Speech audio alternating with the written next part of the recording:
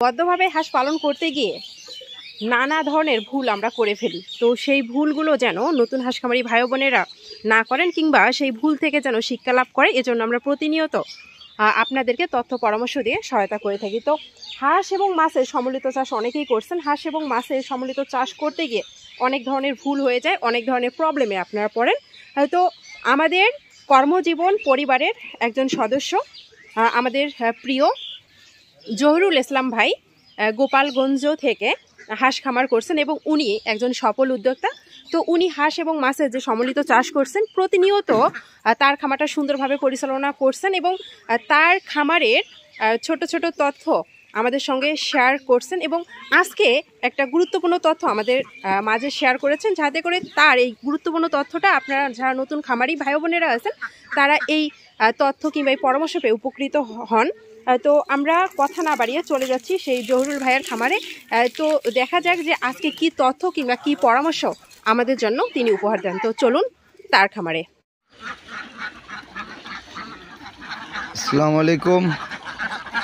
আপনারা যারা আবদ্ধ অবস্থাতে হাঁস পালন করেন তারা এভাবে হাঁসের গোসলের ব্যবস্থা করতে পারেন। আজকে ভালোই রোদ্দুর উঠছে, তাপমাত্রা অনেক বেশি। তো এমতো অবস্থায় আমার এই পুকুরে আমি পরজীবী ধ্বংস করার জন্য কীটনাশক প্রয়োগ করা হয়েছে, যে কারণে হাঁসকে পুকুরে ছাড়তে পারতেছি না ওদের গোসলের জন্য। তো এই কারণেই পানি এভাবে দিয়ে এদের গোসলের একটা ব্যবস্থা করা হলো।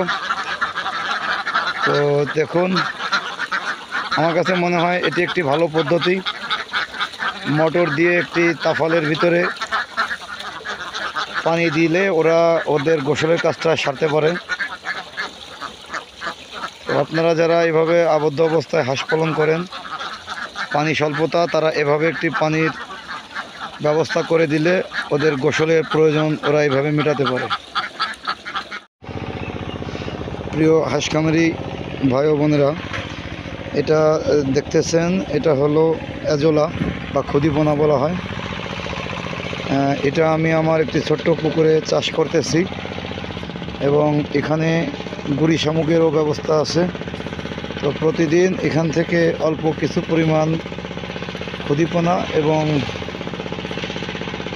গুঁড়িশালা নিয়ে এবং গুঁড়ো শামুক নিয়ে দেওয়া হয় হাঁসকে। আপনারা যাদের এরকম পরিত্যক্ত জায়গা আছে, আপনারা এরকম করে একটু ক্ষুদিপোনা চাষ করতে পারেন। তো এবং এটা হাঁসকে দিলে হাঁস খুব মজা করে খায় আর কি। এগুলো এবং প্রাকৃতিক অনেক পুষ্টি উপাদান এর মধ্যে আছে।